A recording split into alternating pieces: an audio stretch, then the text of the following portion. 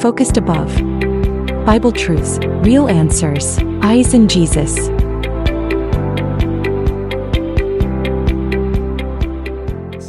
At sa araw po na ito ay isa na namang napakahalagang aralin ng ating pag-uusapan. Ito ho ay patungkol sa mga katangian o attributes ng Diyos. Mahalaga po na ito ay ating maunawaan, lalo na ho kung nais nating mapalapit pa tayo sa ating Panginoon. Tayo po ngayon ay nasa episode 4 na ng ating online Bible study at ating pong patuloy na tinatalakay ang God series upang lalo pa ho nating makilala ang ating Panginoon. Sige ho, tayo po ay magsimula sa isang pananalangin. Ama naming Diyos, salamat po sa inyong kabutihan, salamat po sa inyong pagmamahal, at naririto po kami, Panginoon, na umaamin po sa inyo at buong pagpapakumbaba, Panginoon, na nagsisiwalat po sa inyo ng aming mga puso. Hindi pa po namin kayo kakilalang lubusan. Napakarami pa po mga bagay na hindi po namin nauunawaan sa inyo. Kaya't ang aming panalangin sa pangalan ng aming Panginoong Jesus, kayo po ay patuloy na magpakilala sa amin. Kayo, Panginoon, ay patuloy na magpahayag kung ano po kayo, Panginoon, sa aming mga buhay, kung paano po kayo kumikilos sa aming mga buhay, at kung paano po kami lubusang makapaglilingkod po sa inyo. Salamat, O Diyos, pagpalain po ninyo ang aming pag-aaral sa araw na ito, at dalangin po namin sa pangalan ng aming Panginoong Jesus na may mga bagong bagay po kaming matututunan, at may itong mga bagong bagay na ito ay makatutulong upang matransform ang aming mga buhay. Salamat, O Diyos, ito po ang aming panalangin sa pangalan ng Panginoong Jesus. Amen at Amen. Praise the Lord. Salamat po sa Panginoon. At sa atin pong pag-aaral ngayon ay nais ko pong magsimula sa mga pananalitang ito. We do not define God. God defines Himself. Alam ho ninyo, sa mga nakaraan po nating pag-aaral ay tinalakay natin ang katotohanang mayroong Diyos, na ang nag-iisang tunay na Diyos ay si Yahweh, ang Diyos ni Abraham, Isaac at Jacob, ang Diyos ng Biblia. Siya po ay nagpakilala sa Biblia bilang iisang Diyos na mayroong tatlong persona, ang Ama, ang Anak at ang Espiritu Santo. Siya po ang nagpakilala sa kanyang sarili at importanteng maunawaan natin ang mga ito dahil alam ho ninyo, may mga tao ho ngayon na sila ang nagde-define sa Diyos. May mga taong nagsasabing ang Diyos ay pag-ibig. Totoo po iyon. Ngunit binabaluktot ng mga taong ito ang pag-ibig ng Diyos at sinasabing hindi natin kinakailangang mag-transform ang ating mga buhay, hindi natin kinakailangang magbagong buhay, hindi natin kinakailangang magbalik loob sa Diyos dahil ang Diyos naman ay mahabagin. At ang nauunawaan niya ang lahat ng tao. Alam ho niyo, do half-true po iyon. Delikado po ang mga ito sapagkat ang Diyos po ay pag-ibig, mahabagin at magpatawad. Bukod po sa mga iyon, ang Diyos po ay banal. Siya po ay makatwiran at siya po ay puspos po ng kabanalan. Kaya hindi ho pwedeng pipiliin lamang natin ang mga katangiang gusto natin tapos sasabihin natin, ito ang Diyos ko. Dapat ang Diyos ko ay mabait siya, matyaga, mahabagin, mapagpatawad, pero hindi dapat siya nagpaparusa. Hindi dapat siya mapanibuguin at pwede ko pa ding gawin ang lahat ng gusto ko kasi nauunawaan naman ako ng Diyos. He is a caring God. Ito ho, recently nadinig ho natin ito sa TV. Well, kung mapapansin ho ninyo, napakadaming mga tao po ngayon ang nakukonfuse sa katotohanan dahil unang-una, hindi po nila alam ang mga totoong katangian ng Diyos. Sila po ay gumagawa ng sarili nilang standards kung ano ang uri ng Diyos na sasambahin at paglilingkuran nila.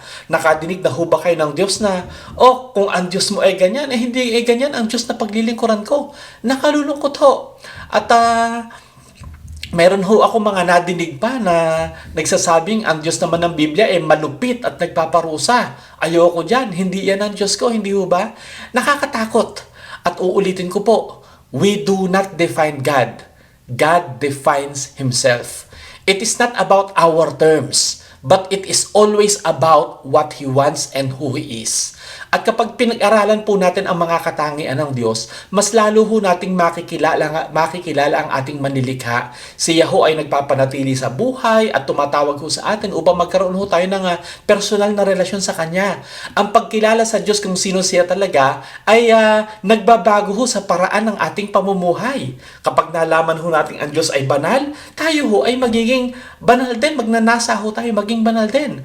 Sa paraan ho ng pagharap natin sa mga pagsubok at sa paraan ho ng ating pagsamba sa Kanya. Alam ho ninyo, ang sabi ng Panginoong Hesus, ang Diyos ay Espiritu at ang mga sumasamba sa Kanya ay kailangang sumamba sa Espiritu at katotohanan. Ang pagsamba sa Diyos sa katotohanan ay nangangahulugan na kailangan nating makilala siya ayon sa Kanyang tunay na kapahayagan. Ang ating pagsamba ay hindi maaaring ibatay sa sariling haka-haka, sa mga pagpaparty, sa napakagagandang mga music. Hindi ho ganun ang pagsamba sa ating Panginoon, sa kultura, sa ating mga ideya, sa ating mga personal na pakiramdam. Kapag ka ako'y masaya, magpupuri ako sa Diyos. Kapag ka ako'y malungkot, sorry Lord, hindi ako sasamba sa iyo. Kailangan ito ay nakabatay kung paano ipinahayag ng Diyos ang Kanyang sarili sa kasulatan. Marami hong suliranin sa buhay espiritual ang nagsisimula sa maling pagkaunawa tungkol sa Diyos. Kapag ka humali ang ating pagtingin sa Kanyang likas na pagka-Diyos, maaari ho tayong magduda sa Kanyang kabutihan sa panahon ng paghihirap, magtanong sa Kanyang katarungan kapag tila nagtatagumpay ang kasamaan o makalimutan ang Kanyang kapangyarihan kapag tayo ay nahaharap sa mabibigat na mga problema. Meron ho akong kilalang tao na napaka-aktibo ho niya naglilingkod sa ating Panginoon. Pero nang siya ho'y nagkaedad na, siya ho ay nagkasakit at galit na ho siya sa Diyos. Ang sabi ho niya, ba't naglingkod ako sa iyo, Panginoon, pero bakit ngayon ako ay may karamdaman? Kaya ho mga kapatid, napakahalaga na alam ho natin ang attributes ng ating Panginoon. Sino ba talaga ang Diyos na ating pinaglilingkuran, ang Diyos na nagmamahal sa atin? Matagal na hong itinuturo ng mga guro sa Biblia na ang mga katangian ng Diyos ay hindi ho magkakahiwalay na bahagi sa Kanyang pagka-Diyos. Tandaan ho natin yon.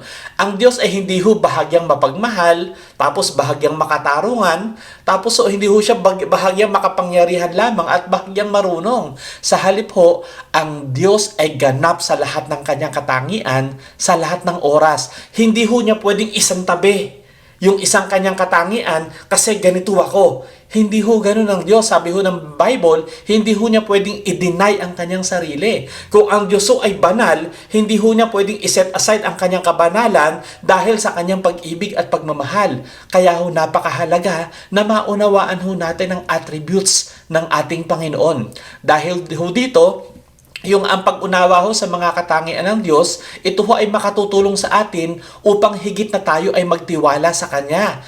Masamba ho natin siya sa espiritu at katotohanan, sumamba ho tayo sa Kanya ng mas malalim at lumakad ho ng kasama niya ng may katapatan. Kaya ho, sige ho, umpisa na po natin kasi madami-dami ho itong tatalakayin natin. 15 ho itong attributes na aking ho tatalakayin sa araw na ito.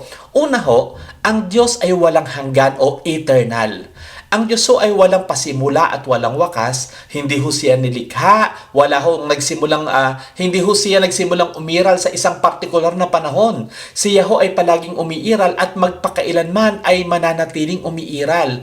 Ang oras ho mismo ay nagsimula lamang nang likhain ng Diyos ang sanlibutan. Ngunit ang Diyos ho, nag-e-exist ho siya outside of time. Yun ho ang ibig sabihin ng ang Diyos ay eternal. Sabi ho ng kasulatan sa Awit chapter 90 verse 2, bago nalikha ang mga bundok o bago mo ginawa ang lupa at ang sanlibutan, mula sa walang hanggang sa walang hanggan, ikaw ay Diyos. Ang pagiging walang hanggan ng Diyos ay nangangahulugan na siya ay hindi tumatanda, hindi napapagod, hindi nahihina, hindi natutulog. Sinabi ho ni Propeta Isaiah sa chapter 40 verse 28 ng Book of Isaiah, hindi ka ba nakakaalam? Hindi mo ba narinig? Ang Panginoon ay walang hanggang Diyos. Ang may likha ng mga wakas ng lupa, hindi siya nanghihina ni napapagod. Sa aklat ho ng pahayag, ipinakilala ho ng Diyos ang Kanyang sarili bilang nag-e-exist ho siya beyond time. Ako ang Alpha at ang Omega. ang ngayon at ang nakaraan at ang darating, ang makapangyarihan sa lahat. Mababasa ho natin yon sa Pahayag chapter 1 verse 8. Alam ho niyo dahil ho sa ang Diyos ay walang hanggan, ang kanyang mga pangako ho ay tiyak na matutupad. Hindi ho siya natutulog at palagi ho siyang nakatingin sa lahat ng ating ginagawa. Amen po?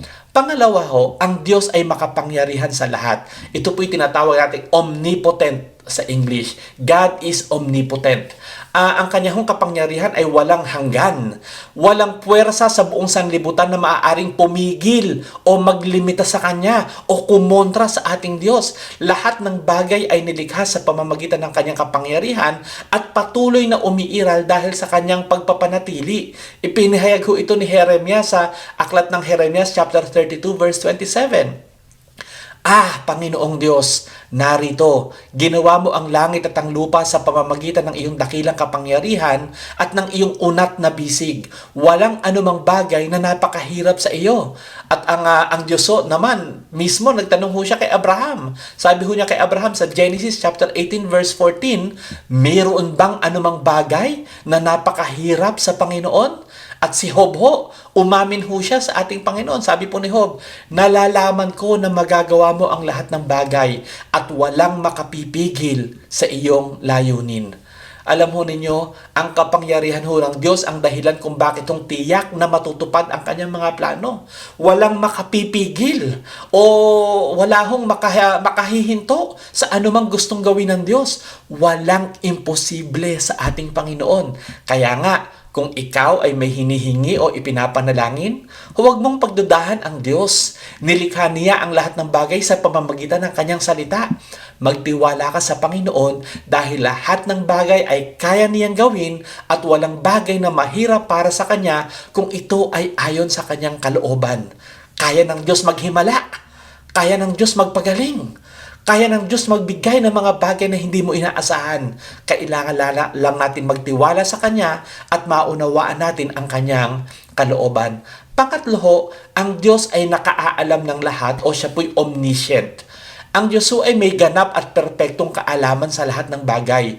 Walang anumang bagay ang natatago ho sa Kanya. Hindi ho siya kailangang matuto ng anumang bagay dahil alam ho niya ang lahat ng bagay. Sabi ho sa Awit chapter 147 verse 5, dakila ang ating Panginoon at makapangyarihan. Ang Kanyang pagkaunawa ay walang hanggan. Sabi naman ho sa Hebreo chapter 4 verse 13, at walang nilalang na nakatago sa kanyang paningin, kundi ang lahat ng bagay ay hubad at hayag sa mga mata niya. At sabi naman ho ni Apostol Juan, ang Diyos ay higit kaysa ating mga puso at nalalaman niya ang lahat ng mga bagay. Ang lahat ng bagay. Alam ho ninyo, alam ho ng Diyos ang nakaraan, ang kasalukuyan at ang hinaharap. Alam niya ang ating mga gawa, ang ating mga iniisip at maging ang layunin ho ng ating mga puso. Kaya wag ho tayo nag-aalibay sa Diyos. Tingin ho ba ninyo, meron ho tayong maitatago o maililihim sa Kanya? Wala ho. Kaya ho ang nararapat nating response palagi sa Diyos ay pag-amin, pagpapakumbaba at patuloy na pagtitiwala. Maging sa mga oras na ito, alam ng Diyos kung ano man ang iniisip mo. Alam ng Diyos kung ano man ang pinagdadaanan mo. Kung akala mo walang umiintindi sa'yo, well, alam ng Diyos kung ano man ang sitwasyon mo. Kailangan lang natin magtiwala na alam ng Diyos ang Kanyang ginagawa. Sabi ho ng aking favorite verse, Romans chapter 8 verse 28, at nalalaman natin na ang lahat ng mga bagay ay gumagawa na magkakasama sa ikabubuti ng mga nagsisilbi sa Diyos, sa makatuwid bagay doon sa mga tinawag ayon sa Kanyang layunin. Marunong ho ang Diyos, alam ho niya ang Kanyang ginagawa. Ikaapat ho, ang Diyos ay nasa lahat ng lugar. Siya po ay omnipresent. Ang Diyos ho ay naroroon sa lahat ng lugar, sa lahat ng oras. Wala hong lugar sa buong sanlibutan na wala ho siya. Sabi ho ni Haring David sa awit 139 verse 7, saan ako pupunta mula sa iyong espiritu? O saan ako tatakas mula sa iyong presensya?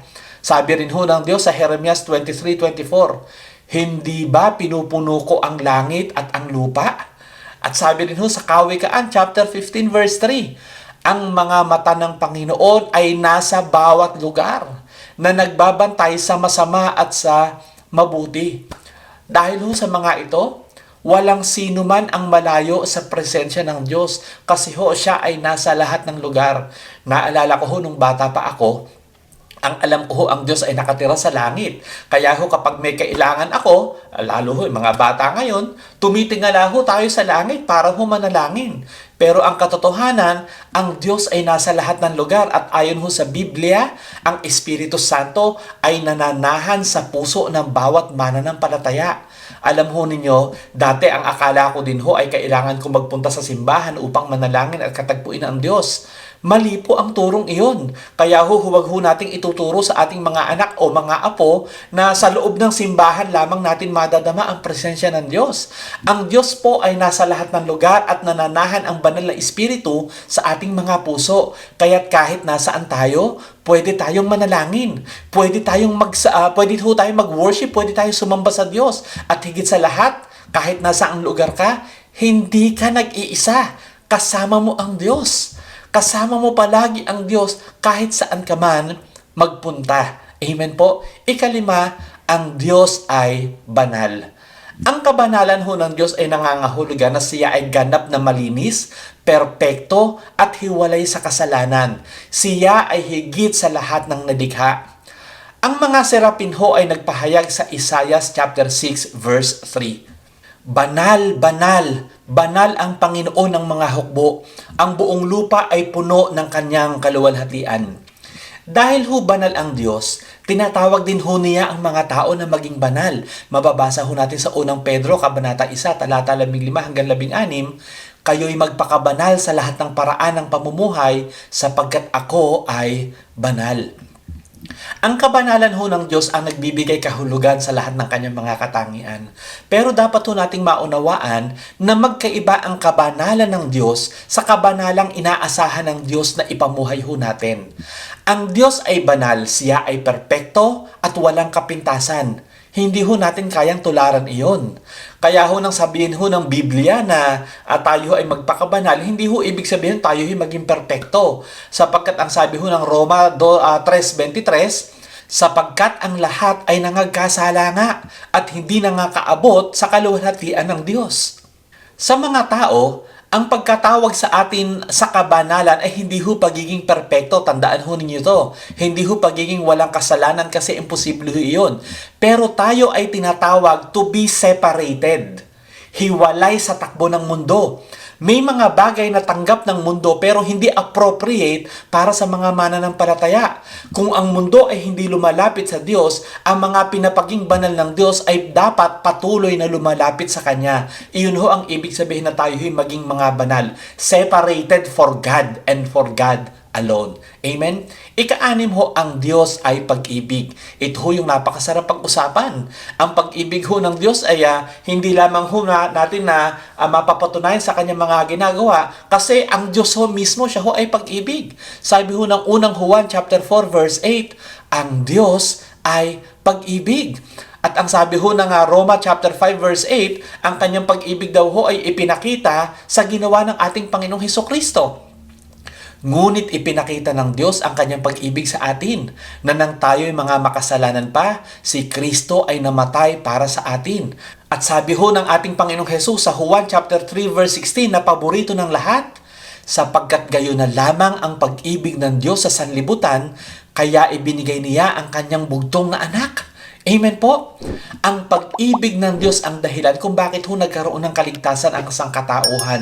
Ang pag-ibig ng Diyos ang dahilan kung bakit nais niyang makipag-fellowship ho sa atin. Ang pag-ibig ho ng Diyos ang dahilan kung bakit ho nais po niyang maligtas po tayo. Pero ito po ang hamon ko ho sa inyo. Alam ho natin na mahal tayo ng Diyos. Ang tanong ko ho ito, mahal mo din ba ang Diyos? Willing ka bang suklian ang pagmamahal ng Diyos? Ayon ho sa Lucas chapter 7 verse 47, kaya't sinasabi ko sa iyo, ipinatawad na ang kanyang maraming kasalanan, sapagkat siya'y umibig ng marami. Datapot ang pinatawad ng kaunti ay umiibig ng kaunti. Mga kapatid, tayong lahat ay minahal ng Diyos. nawaho hindi ho tayo mga feeling entitled. Alam ho na yung mga feeling entitled na puro pag-ibig ng Diyos ang inaasahan at hinihingi ho natin. Pero tayo ho kakatiting ang pagmamahal na ibinibigay natin sa Kanya. Ito ho ang hamon ko ho sa inyo. Suklian ho natin ang pag-ibig ng Diyos ng pagmamahal sa Kanya. Amen? Ikapito ho, ang Diyos ay matuwid. God is righteous. Isa ho sa mga mahalagang katangian ng Diyos yung kanyang katwiran. Ang ibig ho sabihin nito, ang Diyos ay ganap na tama sa kanyang likas na pagka-Diyos at sa lahat ng kanyang ginagawa. Walang anumang kasalanan, pagkakamali o kawalan ng katarungan sa Kanya. Ang bawat hatol ng Diyos at bawat desisyon niya ay naaayon sa perpektong pamantayan ng katwiran. Sabi ho ng kasulatan sa Awit 145 verse 17, ang Panginoon ay matuwid sa lahat niyang mga lakad at banal sa lahat niyang mga gawa. Ipinapakita ho nito na ang lahat ng ginagawa ng Diyos ay matuwid. Ang kanyang paghahari sa sanlibutan ay nakatayo sa pundasyon ng katwiran at katarungan. Nakalulungkot lamang ho kasi may mga tao ho ngayon nag-aakusa sa Diyos. Sinasabi nilang mali naman yung ginawa ng Diyos Alam nyo, ang Diyos ay ganito. Mali itong ginawa niya to. God is doing evil. Napakarami hong mga atheists ngayon na pinagbibintangan ang Diyos na ang Diyos daw ay gumagawa ng masama. Pero na malino hong sinasabi ng Biblia na ang Diyos ay matuwid at wala hong mali sa lahat ng kanyang ginagawa. Sabi ho ng Awit chapter 89 verse 14, ang katwiran at katarungan ay saligan ng iyong luklukan. Dahil ang Diyos ay matuwid, hindi ho niya maaaring baliwalain ang kasalanan. Ang kasalanan ay kailangang hatulan dahil sa pamantayan ng Diyos ay perpektong katwiran. Kaya ho sabi ho ng Biblia, sapagkat ang lahat ay nangagkasala nga at hindi na nga kaabot sa kaluwalhatian ng Diyos. Ngunit sa kanyang pag-ibig at awa, naglaan ho ang Diyos ng paraan upang tayo ay mapatawad sa pamamagitan ng ating Panginoong Hesukristo.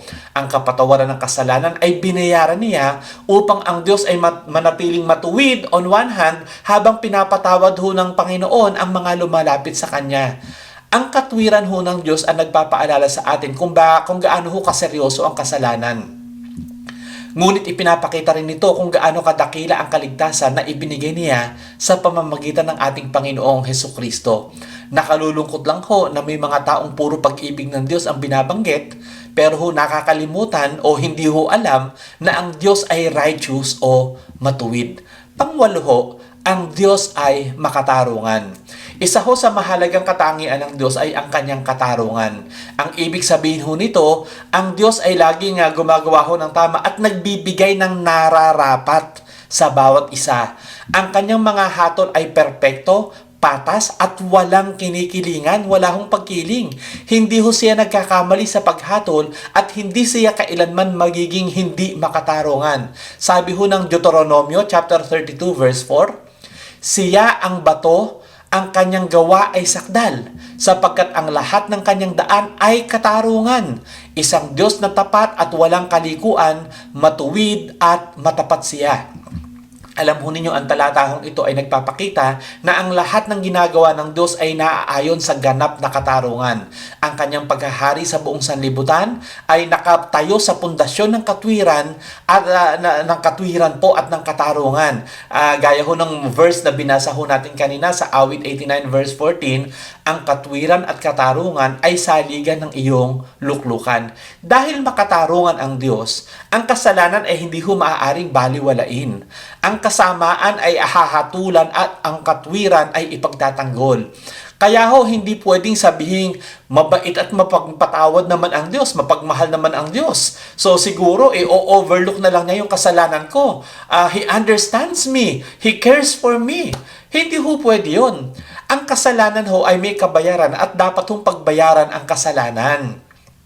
Pero ito ho ang magandang balita. Ipinakita ho ng Diyos ang kanyang pag-ibig sa pamamagitan ng Panginoong Hesukristo na siya ho yung nagbayad ho sa kaparusahan ng ating mga kasalanan upang tayo ay mapatawad ng hindi nasisira ang katarungan ng Diyos. Dahil ho, ito ang katarungan ng Diyos dapat yung kasalanan natin, pagbayaran natin sa pamamagitan ng tayo po mag-i-stay, tayo po ay itatapon sa lawa ng apoy. Pero dahil ang Panginoong Hesus binayaran ang penalty ng ating mga kasalanan, yung katarungan ng Diyos na satisfy na ho. At dahil ho doon sa biyaya ng Diyos, tayo ho ay patatawarin sa ating mga kasalanan at tayo ho ay makapupunta na sa langit. Amen po? Dahil ho dito, ang katarungan ho ng Diyos ay nagpapaalala sa atin na ang Diyos ay hindi lamang makapangyarihan at mapagmahal. Siya rin ay ganap na makatarungan sa lahat ng kanyang ginagawa. At tandaan ho ninyo itong susunod kong sasabihin. Kung nagpe-pray ka ng blessing, pero ang pamumuhay mo naman ay hindi naaayon sa katwiran at katarungan ng Diyos, well, huwag kang umasa na matatamo mo ang pabor ng Diyos. Sa Panginoon ho, obey and you will be blessed, disobey and you will be cursed. Iyan ho ang katarungan ng Diyos. We get what we deserve. Amen po? Ikasyam ho, ang Diyos ay maawain, merciful. Ang isa ho sa kahangahangang katangian ng Diyos, ito ho pa yung awa ng Diyos Ito ho'y nangangahulugan ho na hindi ho tayo itatrato ayon sa nararapat sa ating mga kasalanan. Tayo'y kahahabagan ng Diyos. Maaawa ho siya sa atin. Bagamat ang ating kasalanan ho ay may kaparusahan, pinili ho ng Diyos na magpakita ng habag at pagtitiis sa tao. Sabi ho ng Awit, chapter 103, verse 8, ang Panginoon ay mahabagin at mapagbiyaya, banayad sa galit at sagana sa awa. Ipinapakita ho ng talatang ito na ang awa ng Diyos ay hindi lamang ho natin makikita sa kanyang ginagawa kasi siya ho mismo, yung kanyang pagka-Diyos, yung kanyang katangian, siya ho ay maawain.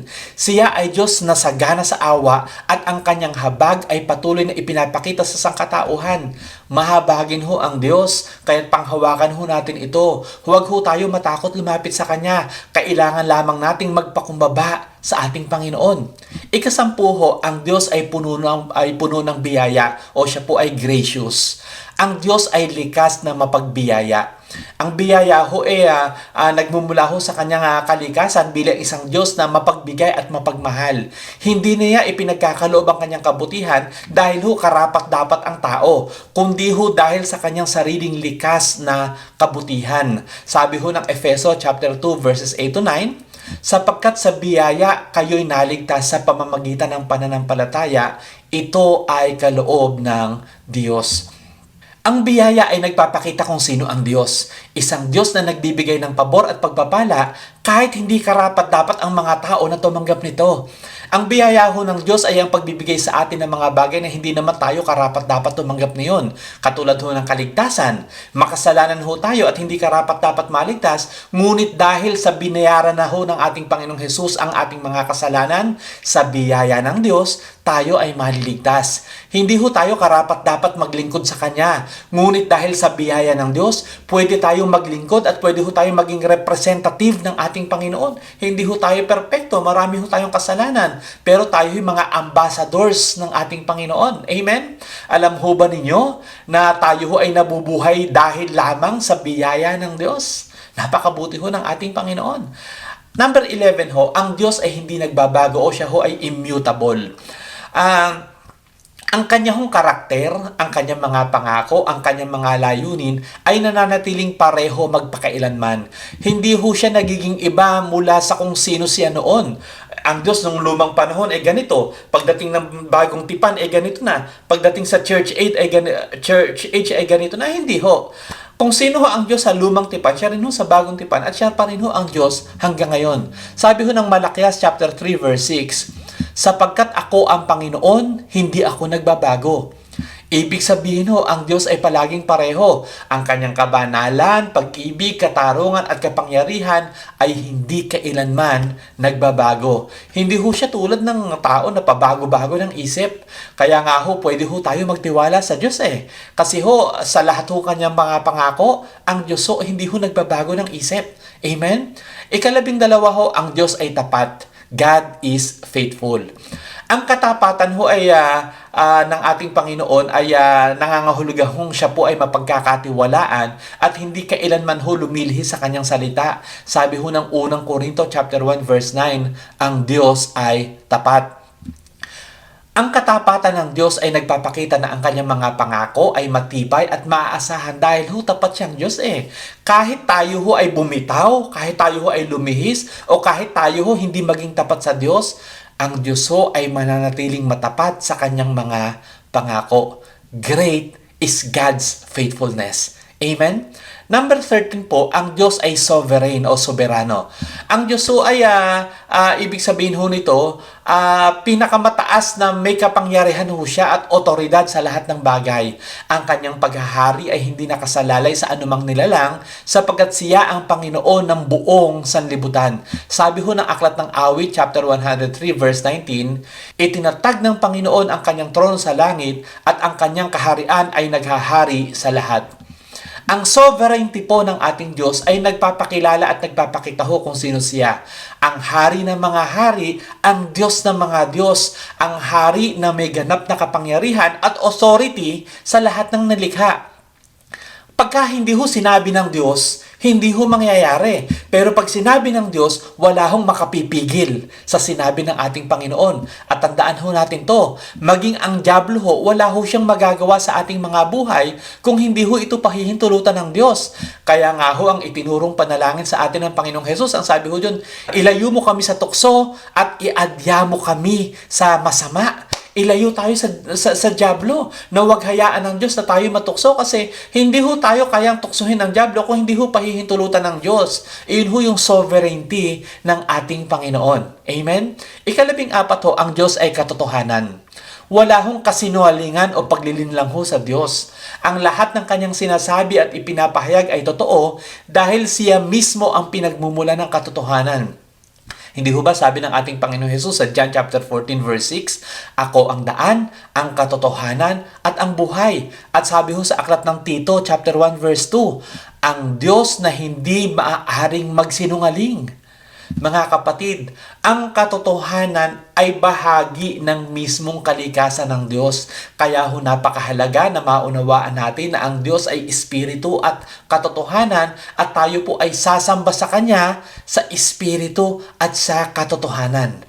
Amen po? 15, ang Diyos ay mabuti. Ito na yung wakas, yung last. God is good. Hindi na natin ito kailangang i-discuss, hindi ba? Sapagkat ang lahat ng kabutihan ay nanggagaling po sa Diyos. Sabi po ng Awit, chapter 34, verse 8, taste and see that the Lord is good. Ang kabutihan ng Diyos ay nagpapakita ng kanyang mapagmahal, maawain at mapagbigay na kalikasan. Wala siyang iniisip na hindi natin ikabubuti. At dahil mabuti siyang Diyos, hindi niya ibibigay sa atin ang mga bagay na makasasama sa atin.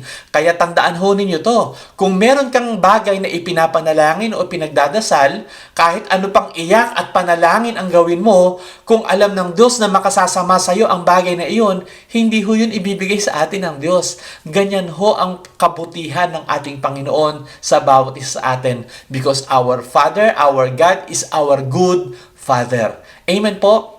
Sa atin ng pagwawakas, ang lahat ng mga ito ay humahantong sa isang malaking katotohanan. Ang buhay na walang hanggan ay nakabase sa ating pagkakilala sa Diyos. Paulit-ulit kong sinasabi nung mga nakaraang linggo nating pag-uusap. John chapter 17 verse 3. At ito ang buhay na walang hanggan, na ikaw ay makilala nila na iisang tunay na Diyos at si Hesukristo na iyong sinugo. Ang Diyos ay naghayag ng kanyang mga katangian upang makilala natin siya ng tama, sambahin siya ng nararapat at magtiwala sa kanya ng buong puso. Kaya nga kapag tayo sumasamba at umaawit sa ating Panginoon, dapat nakafocus tayo sa ating Diyos. Bakit? Siya ay banal. Siya ay nakatatakot. Magkaroon tayo dapat ng dakilang pagkatakot sa Diyos. At habang mas nakikilala natin ang Diyos, ang kanyang pag-ibig, katarungan, kapangyarihan, biyaya, katapatan at kabutihan, mas lumalalim ang ating pananampalataya at mas nagiging matatag ang ating paglakad kasama niya. Ang mga katangian ng Diyos ay hindi lamang mga doktrinang dapat nating i-discuss o pag-aralan. Ang mga ito ay paanyaya upang mas makilala natin ang nag-iisang tunay na Diyos. At habang mas lumalalim ang ating pagkakilala sa Kanya, mas nararanasan natin ang buhay na walang hanggan na ipinangako ng ating Panginoong Hesukristo. Amen po. Tayo pong lahat ay manalangin. Ama naming Diyos, napakarami pong mga bagay na dapat po naming matutunan sa inyo. Hindi pa po namin kayo lubusang nakikilala. Dalangin po namin, Panginoon, na kayo po ay patuloy na magpahayag ng inyong sarili. Patuloy po kayo magpakilala sa amin, O Diyos. Nais po namin, Panginoon, na magkaroon po ng fellowship sa inyo. Nais po namin maunawaan kung paano po kayo kumikilos sa aming mga buhay. Nais po namin, Panginoon, na makita kung paano po ang kamay po ninyo ay kumikilos sa aming mga buhay. Kaya't ang aming pong panalangin, patuloy, O Diyos, na magpakilala po kayo sa bawat isa. Ang aking panalangin, O Diyos, sa mga kasama ko nagpe-pray ngayon, mga nanonood ng video na ito, magkaroon po kami ng deep desire, ang bawat isa sa amin ng deep desire, na lalo ka pa po naming makilala, na unahin ka namin palagi sa aming mga buhay, na bago ang ano pa mang karunungan, iba pang mga bagay, kayo po ang aming unang hahanapin, kayo po ang aming unang iisipin, at kayo po ang aming kaisa-isang paglilingkuran. Salamat, O Diyos, sa inyo po namin pinagkakatiwala ang aming mga buhay. Kayo po ay makapangyarihan sa lahat, at alam po namin we are always in good hands, sapagkat ang Diyos namin ay mabuti, at sa inyo po namin, Panginoon, iniaalay ng buong buo ang aming mga puso, ang aming mga buhay, at ang aming kinabukasan. Ito po ang aming panalangin sa pangalan ng Panginoong Hesus. Amen at Amen. Ang Diyos po ang patuloy na magbiyaya po sa inyo, magbigay ng kanyang awa, ng kanyang habag, maranasan ho natin ang kabutihan ng ating Panginoon, at habang ine-enjoy po natin ang pag-ibig ng ating Diyos, huwag ho natin kalimutan na ang Diyos ay makatwiran, ang Diyos ay makatarungan, at higit sa lahat, ang Diyos ay banal.